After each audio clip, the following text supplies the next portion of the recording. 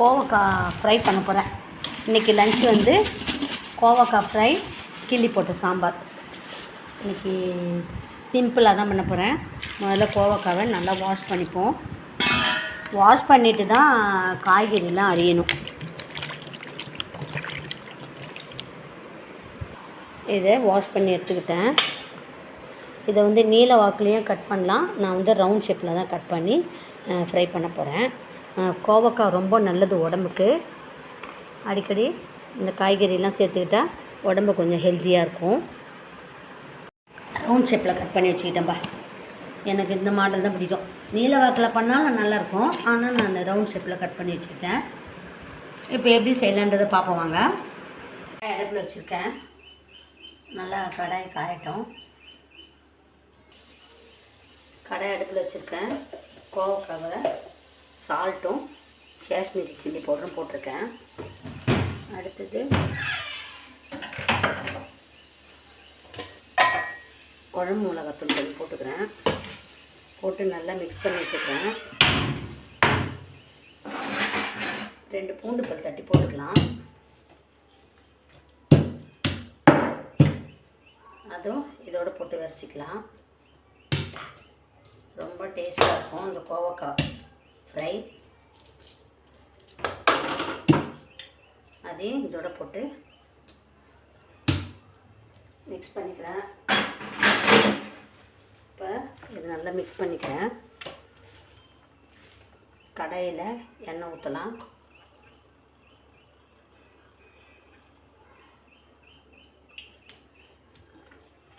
இதை நல்லா இப்போ நான் மிக்ஸ் பண்ணி வச்சுக்கிட்டேன். கோவக்காய், காஷ்மீரி சில்லி பவுடர், குழம்பு மிளகாத்தூள், அதுக்கப்புறமா பூண்டு இவ்வளோ போட்டு மிக்ஸ் பண்ணி வச்சுருக்கேன். கடாயில் எண்ணெய் ஊற்றிட்டேன். இன்றைக்கி நான் கோவக்காய் ஃப்ரையும் கிள்ளி போட்ட சாம்பாரும் பண்ண போகிறேன். அதுக்கு தான் இப்போ தயார் பண்ணுறது. கடுகு பொடிட்டோம்.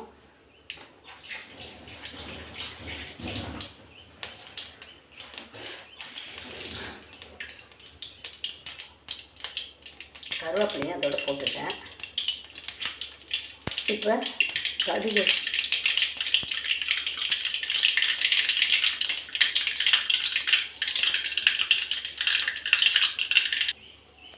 பொரிஞ்சிச்சா? இப்போ இந்த எண்ணெயோட போட்டுட்டேன்.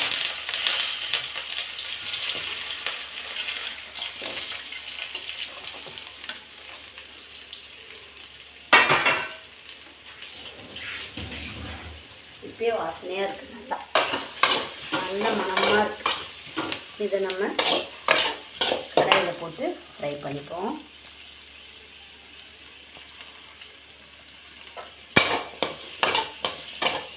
எண்ணெயிலே கொஞ்சம் ஃப்ரை பண்ணிப்போம்.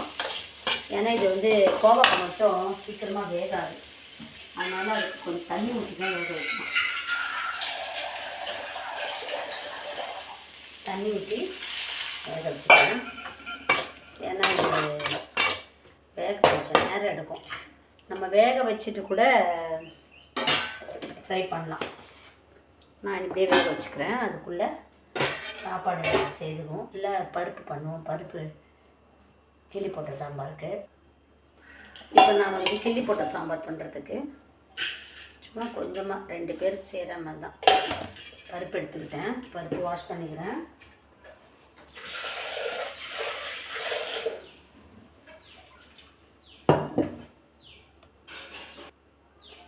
பருப்பு வெறும் பருப்பு தான் வேக வைக்கிறேன். இந்த கோவக்காய் வேகட்டும். இதில் வெறும் பருப்பு தான் வேக வைக்கிறேன்.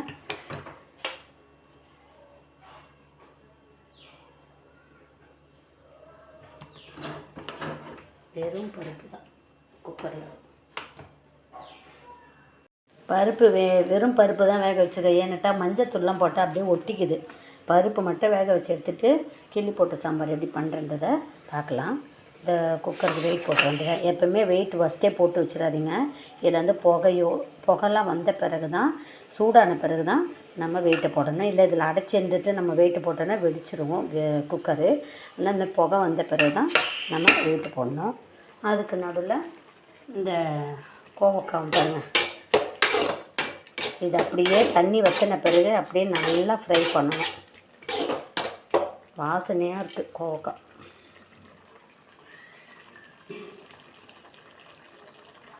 நல்லா வெந்துச்சு கோவக்காய்.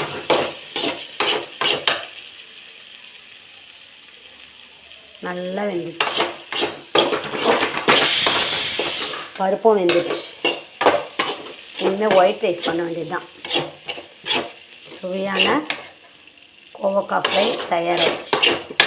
இதில் வந்து தக்காளிலாம் போட வேணாம், தக்காளி வெங்காயம் போட வேணாம், அப்படியே ஃப்ரை பண்ண வேண்டியது தான். நீங்கள் என்ன செய்து சாப்பிட்டு பாருங்கள். அப்படியே வேகலாம் கொஞ்சமாக தண்ணி ஊற்றிட்டு மூடி வச்சு வேக வச்சிடலாம். இப்போ இது வந்து ஒரு தண்ணி பாத்திரத்தில் எடுத்து வச்சிட வேண்டியது தான்.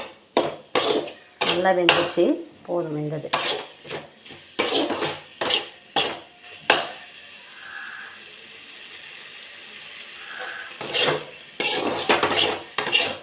சுவையான கோவக்காய் வறுவல் ரொம்ப சீக்கிரமாக முடிச்சிடலாம். ஈஸி மெத்தட் இதெல்லாம், ரொம்ப நல்லாயிருக்கும்.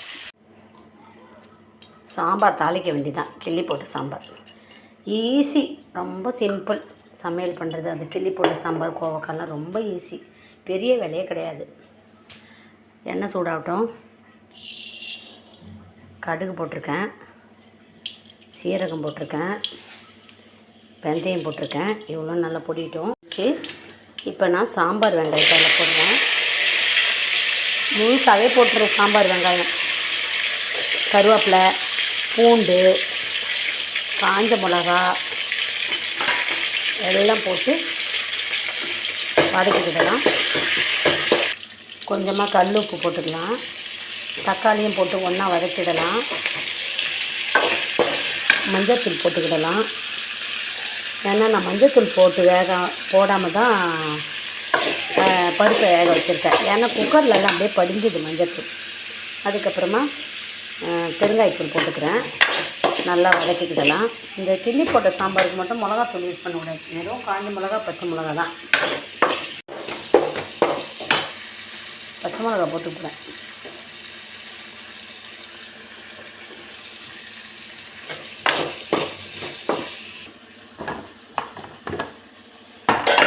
பருப்பு நல்லா வெந்திருக்கு. போட்டோம். பருப்பு அதோடு ஆட் பண்ணிக்கிட்டேன். நான் இந்த குக்கரில் பருப்போடு அந்த புளியும் கரைச்சி ஊற்றி வச்சுருக்கேன். புளி கரைசல் ஊற்றிட்டோம். சுவையான கிள்ளி போட்ட சாம்பார் தயாராகிடுச்சு. இது நல்லா கொதிக்கட்டும். கொதிச்ச பிறகு ஸ்டவ் ஆஃப் பண்ணிடலாம். கிள்ளி போட்ட சாம்பார் ரெடி ஆகிடுச்சு. இந்த கொதி வந்த ஒன்று ஆஃப் பண்ணியிருந்தேன். அதுக்குள்ளே இந்த கொதி வரும்போதே இந்த தக்காளியில் நல்லா மசிஞ்சிடும். இதில் வந்து ஒயிட் ரைஸ் வச்சுருக்கேன். இன்றைக்கி லஞ்ச் வந்து ஒயிட் ரைஸ், கிள்ளி போட்ட சாம்பார், கோவக்காய் ஃப்ரை, நேற்று உள்ள இருக்குது. போதும், சிம்பிள் லஞ்ச். உங்களுக்கு இந்த லஞ்ச் பிடிச்சுன்னா சேனலை லைக் பண்ணுங்கள், ஷேர் பண்ணுங்கள், சப்ஸ்கிரைப் பண்ணுங்கள்.